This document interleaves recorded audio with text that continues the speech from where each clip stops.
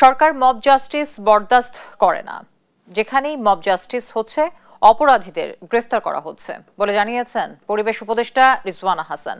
সকালে সাভার উপজেলা প্রাঙ্গণে আয়োজিত বৃক্ষরোপণ কর্মসূচির উদ্বোধন অনুষ্ঠান শেষে গণমাধ্যমকে কথা জানান তিনি।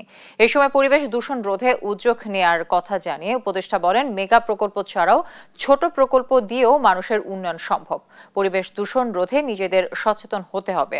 অনুষ্ঠানে বিভিন্ন শিক্ষা প্রতিষ্ঠানের শিক্ষার্থী সহ মানুষের মাঝে 1 লক্ষ গাছের চারা বিতরণ করা হয়।